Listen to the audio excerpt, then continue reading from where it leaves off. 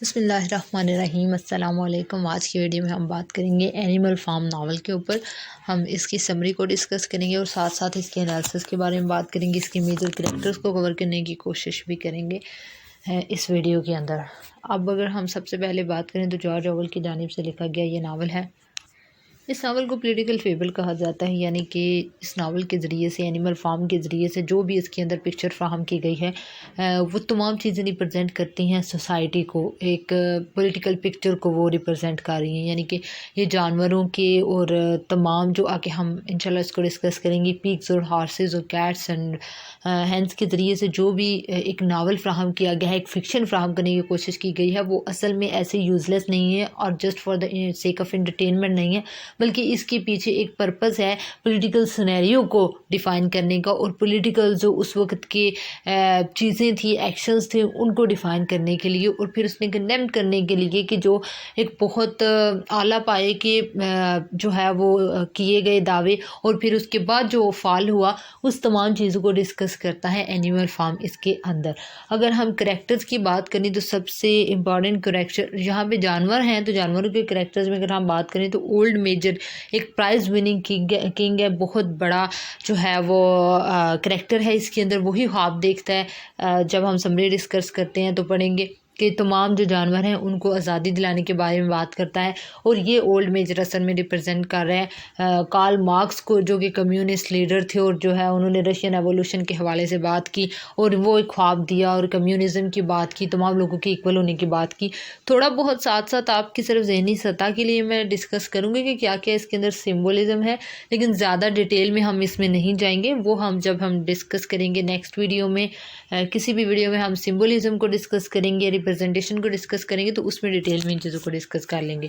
Napoleon है जो कि विलन टाइप ऑफ पिग है और एनिमल फार्म का लीडर बन जाता है जब ओल्ड मेजर बन जाता है उसके बाद, और खौफ व हिरास फैला देता है और तमाम जो अच्छी चीज़ें ओल्ड मेजर ने जिस विजन के लिए इतना बैटल की होती है उसको ये सब तबाह करके रख देता है। स्नोबॉल है एक और इम्पॉर्टेंट करैक्टर, इसने भी बहुत ज़्यादा हिदमात दी लेकिन इसको नेपोलियन की जानिब से निकाल दिया गया और इसके खिलाफ बहुत ज़्यादा उसने जो है वो हम कह सकते हैं कि कंस्पिरेसीज फैलाई, इसके खिलाफ बहुत ज़्यादा इक़दामात किए और इसको बाहर निकाल दिया। स्क्वेलर जो है वो नेपोलियन का पब्लिक स्पीकर था जिसने बहुत ज़्यादा किरदार अदा किया स्नोबॉल के खिलाफ बातें करने के लिए। हॉर्सेस की अगर हम बात करें, ये पिग्स थे।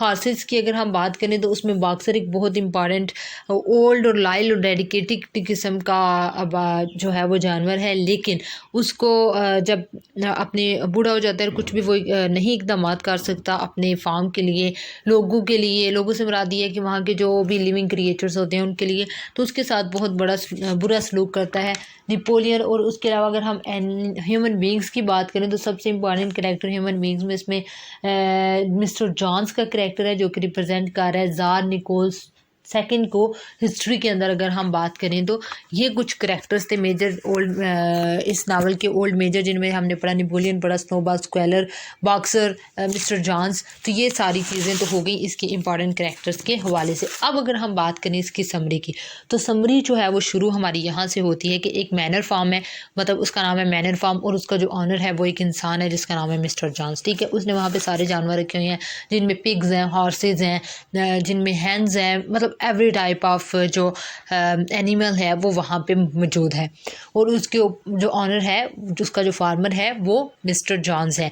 अब जो ओल्ड मेजर है, जो सबसे बड़ा पिग होता है और जो तमाम एनिमल्स को लीड करता है, वो एक ख्वाब देखता है कि वो लोग आज़ाद हो चुके हैं और उन्होंने जो है वो बैटल एक लड़ी है मिस्टर जॉन्स के खिलाफ और वो जीत गए और वो अपनी आज़ादी की जंग की बात करते हैं और कहते हैं कि जब हम आज़ाद हो जाएंगे तो हम सब जानवर इक्वल होंगे, कोई किसी के ऊपर बर्तरी हासिल नहीं होगी, किसी को सबके इक्वल राइट्स होंगे, सबको इक्वल खाना मिलेगा, सबको इक्वल जो है वो तर्ज ज़िंदगी सब गुजारेंगे। तो ये उसका ख्वाब होता है। अब वो जो है वो इसको बीट्स ऑफ इंग्लैंड एक ओल्ड सॉन्ग है उसके हवाले से अपने ड्रीम को वो बयान करता है। अब सब बहुत एक्साइटेड हो जाते हैं, ठीक है, तमाम जानवर, चाहे वो घोड़े हों, चाहे वो पिग्स हों, चाहे वो बाकी जानवर हों, वो सारे बहुत एक्साइटेड हो जाते हैं, चाहे कैट्स हों, कि अब हम लोग जो हैं वो अपनी आज़ादी की जंग लड़ेंगे और उसके बाद हम सब इक्वल हो जाएंगे कि कोई भी पिग या बहुत बड़ा जानवर जो है वो किसी छोटे से परिंदे या जानवर को नहीं खाएगा, सब जो है वो प्यार मोहब्बत से आपस में रहेंगे। तो स्नोबॉल जो है वो उसके कुछ ही दिनों बाद ये ख्वाब देखने के बाद मर जाता है।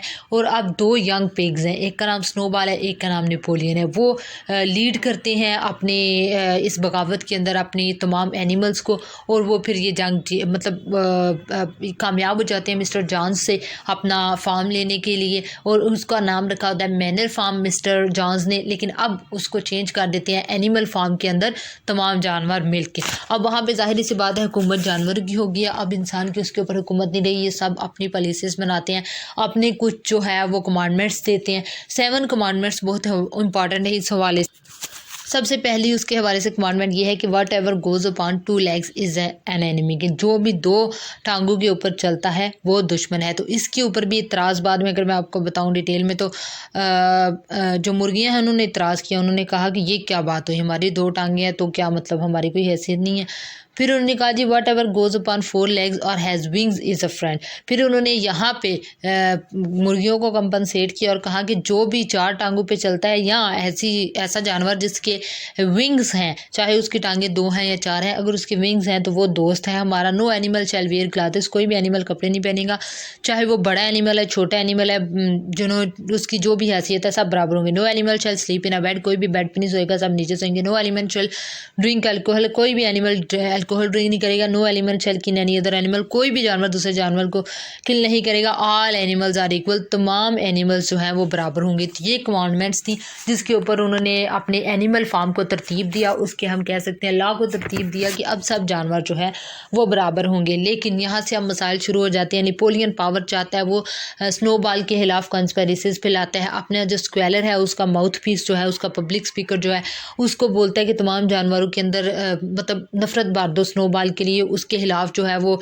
मज़ीद इकदाम वो उठाता है। विंड मिल बना रहा होता है जो स्नोबॉल है वो, ताकि दुश्मन से जो बचा जा सके अगर कोई वो हमला करे, क्योंकि उससे पहले द बैटल ऑफ कोशेड के नाम से मिस्टर जॉन्स जो है वो इनके ऊपर अटैक कर चुका होता है, और ये जो बैटल होती है ये भी पिग्स लोग जीत जाते हैं। तो अब उसको दोबारा स्नोबॉल को अच्छा आता है कि कहीं ऐसा ना हो जाए कि दुश्मन हम पे दोबारा हमला कर ले। तो वो विंड मिल बना रहा होता है, लेकिन उसके ऊपर भी उसके साथ जो है वो बहुत ज़्यादा बुरा सलूक किया जाता है। और आखिरकार उसको एनिमल फार्म, जो कि पहले मैनर फार्म था, जब इनके कब्ज़े में आया एनिमल्स की तो उन्होंने एनिमल फार्म रख दिया, उसको निकाल के बाहर फेंक दिया। अब बॉक्सर जो मैंने आपको बताया शुरू में कि एक बहुत इंपॉर्टेंट कैरेक्टर है इसके अंदर, जो कि एक हॉर्स है, वो बहुत लॉयल किस्म का, डेडिकेटेड किस्म का और बहुत ज़्यादा सर्व करने वाला अपने तमाम दूसरे जानवरों को हॉर्स रहा कैरेक्टर रहा, लेकिन उसके साथ भी कुछ अच्छा सलूक नहीं करता नेपोलियन। उसको बिल्कुल बेकार चीज़ जब वो समझता है कि इसकी सारी एनर्जीज़ और सारा इसका जो हमने हिदमात इससे ले रही हैं,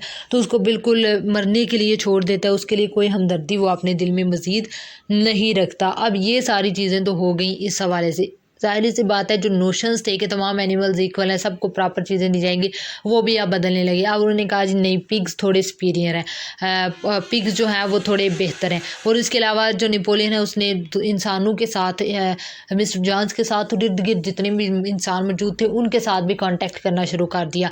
और वो नोशन जो कि उन्होंने कहा था कि तमाम जो 2 लेग्स वाले हैं उनके साथ हमारा कोई ताल्लुक़ नहीं है, और जो सिर्फ 4 लेग्स वाले हैं या जिनकी विंग्स हैं वो हमारे दोस्त हैं, उसको भी उसने तब्दील करके अब कह दिया कि 4 legs are good, 2 legs are better. कहते हैं 4 लेग्स अच्छी हैं लेकिन गुड 2 लेग्स भी ठीक है। यानी कि उसने उसके अंदर तब्दीलियां कर ली अपने लॉ के अंदर और लचक पैदा कर दी। और जो जिस चीज़ के लिए ओल्ड मेजर ने एक ख्वाब देखा था, या ऐसी चीज़ जिसके लिए स्ट्रगल की थी इतने जानवरों ने, और बैटल ऑफ कोशेड में उन्होंने लड़ाई लड़ी, स्नोबॉल ने इतना अपना सर्व किया, बॉक्सर जैसे हॉर्सेस ओल्ड हॉर्सेस ने इतना कुछ सर्व किया, वो उसने सब कुछ नेपोलियन ने जो है वो दोबारा उसी चीज़ पे आगे। फिर पिग्स ने बेड्स पे सोना भी शुरू कर दिया, उनके लिए महल भी बनना शुरू हो गए, वो अल्कोहल भी पीना शुरू हो गए, क्योंकि उन्होंने कहा जी कि वो बड़े जानवर हैं।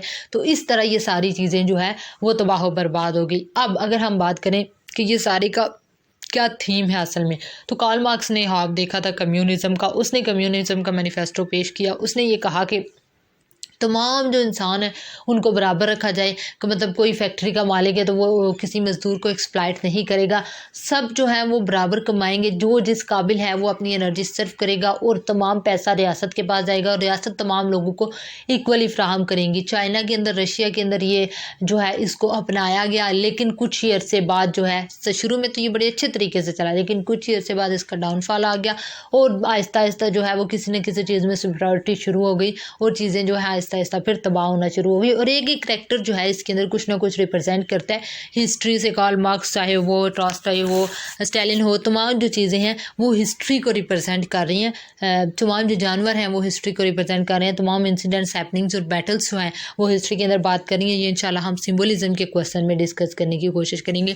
कि आई होप कि आपको चीज़ों की समझ आ गई होगी कि समरी सिर्फ इसकी बात इतनी सी है कि ओल्ड मेजर एक ख्वाब देखता है कि वो लोग जो मैनर फार्म कब्जे में मिस्टर जांस्की उसको आज़ाद कराते हैं, उसके लिए वो स्ट्रगल करते हैं, उसको हासिल भी कर लेते हैं, लेकिन जिस मकसद के लिए वो उसको हासिल करते हैं वो मकसद ही आखिर में बदल जाता है और वो चीज़ें ही आखिर में चेंज हो जाती हैं, सिर्फ नेपोलियन की वजह से, उसके साथ जो लोग हैं उनकी वजह से और एक कमज़ोर जो है मैनिफेस्टो की वजह से। तो आई होप कि आपको इसकी समरी, इसका प्लॉट क्या था वो समझ आ गई होगी और साथ मैंने आपको बताने की कोशिश भी की है कि पॉलिटिकल इसका सिनेरियो क्या था जिसके हवाले से उसने बात करने की कोशिश की है। जो 7 कमांडमेंट्स मैंने आपको बताई हैं वो मोस्ट इंपॉर्टेंट है, उनको आप याद कर लीजिएगा क्योंकि वो आपको क्वेश्चन में पुट करना होगा। इंशाल्लाह हम बॉक्सर का इंपॉर्टेंट करैक्टर है, नेपोलियन का, स्नोबॉल का, ओल्ड मेजर का, ये सारे करैक्टर्स भी हम 1 बाय 1 डिटेल में डिस्कस करेंगे एक वीडियो के अंदर। क्वेश्चंस इसके इंपॉर्टेंट है, इसके ऊपर सटायर का क्वेश्चन इंपॉर्टेंट है, सिंबलिज्म का क्वेश्चन इंपॉर्टेंट है, तो उन क्वेश्चंस को भी हम इंशाल्लाह एक एक करके डिस्कस करेंगे ताकि अच्छे तरीके से हमारा एनिमल फार्म कवर हो जाए। तो इसके क्वेश्चंस और इसके करैक्टर्स की मज़ीद डिटेल वीडियो के लिए हमारे साथ बने रहिएगा और आने वाली वीडियोज़ को फॉलो कीजिएगा। वो फॉलो आप तब कर पाएंगे अगर आप चैनल को सब्सक्राइब करेंगे, वो भी चैनल या जैसे ही आप चैनल को सब्सक्राइब करेंगे तो नई आने वाली वीडियो आपको आराम से मसूल हो जाएगी, आपको वक्त सर्फ नहीं करना पड़ेगा मज़ीद उसको सर्च आउट करने के लिए और ढूंढने के लिए। Thank you so much for watching the video and if you like the video don't forget to subscribe the channel. Thank you. Pakistan जिंदाबाद।